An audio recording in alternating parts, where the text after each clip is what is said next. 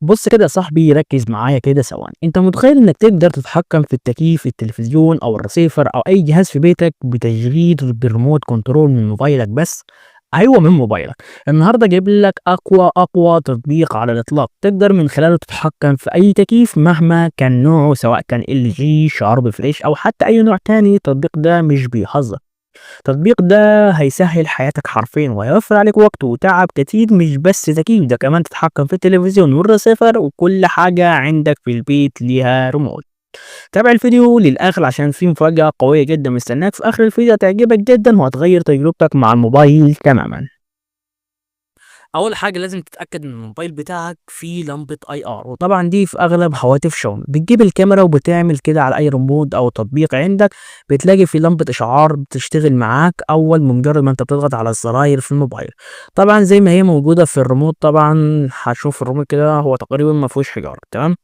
برضه كده الريموت ما فيهوش حاجه، ما علينا. المهم بتلاقي لمبه الاي ار اللي هي بالاشعار، الاشعه تحت الحمراء زي كده، اول ما تضغط عليها كده بتلاقيها اشتغلت معاك. دي معناه ان الموبايل ده فيه لمبه اي ار.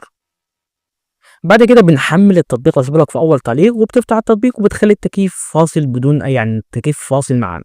بتفتح التطبيق زي كده وبتعمل على اضافه جهاز. بعد ما تضغط على اضافه جهاز بتختار سواء واي فاي او اي ار، فبنختار على اي ار. وبعد كده بنحدد نوع الجهاز اللي معانا، سواء تكييف، تلفزيون، فانا هحدد تكييف. بعد كده هنا في اسماء، بس يفضل بتضغط على جرب الفحص الكامل للمكيف.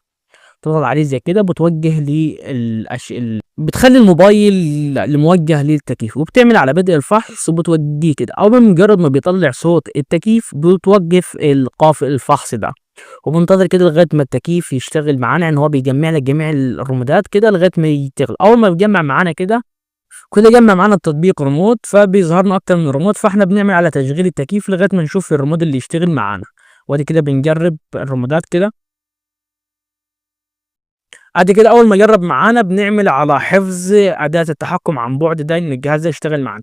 كده الواجهة دي نقدر نتحكم فيها في اي حاجة في الريموت كنترول كده من خلال التكييف. كده بنقدر نتحكم في التكييف معانا زي ما انت شايف كده.